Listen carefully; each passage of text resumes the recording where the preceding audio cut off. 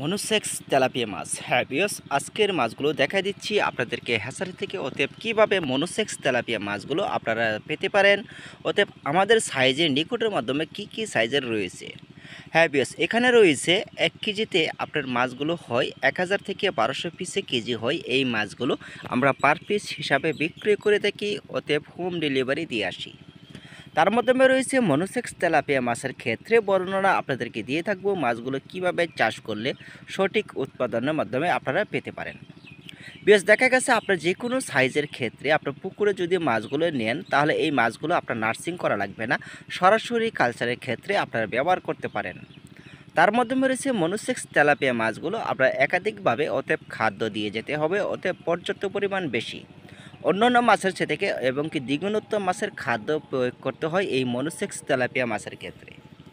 এই তেলাপিয়া মাছগুলোর বৈশিষ্ট্য রয়েছে, পুকুরে একাধিকভাবে খাদ্যটা আপনারা দিয়ে যেতে হবে প্রতিদিন 2বার করে। যে খাদ্যটা ব্যবহার করবেন একই খাদ্যতে আপনারা মাছগুলো চাষ করতে পারবেন মাত্র 3 মাসের ভিতরে। এই মাছগুলো ছাড়তে পারবেন প্রতি শতাংশে 400 থেকে অতএব 350 পিস ব্যবহার করতে পারবেন প্রতি শতাংশে। তার মাধ্যমে রয়েছে অন্যান্য কাপ জাতীয় মাছগুলো কিছু পরিমাণ আপনারা আকারে ব্যবহার করতে পারেন, যা অল্প কম খরচে। এতে মাধ্যমে রয়েছে পানি থাকতে হবে পুকুরে 3 থেকে 4 ফুট অতএব 3 ফিট। এর মাধ্যমে খাদ্য প্রতিদিন 2বার করে ব্যবহার করুন।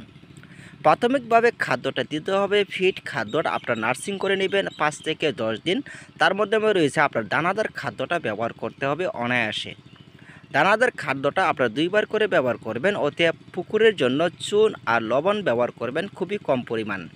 লবণটা দিতে হবে মাছ ছাড়ার পূর্বে, প্রতি শতাংশে 300 থেকে 400 গ্রাম করে মাছ ছাড়ার পূর্বে আপনারা ব্যবহার করবেন। তার মাধ্যমে রয়েছে 15 দিন পর্বে আপনারা চুন ব্যবহার করবেন প্রতি শতাংশে 100 গ্রাম করে। এভাবে আপনার মনোসেক্স তেলাপিয়া মাছগুলো উৎপাদন এবং কি বৃদ্ধি করতে পারেন। তা এতে মাধ্যমে দেখা গেছে 15 দিন পর পর পুকুরে সার প্রয়োগ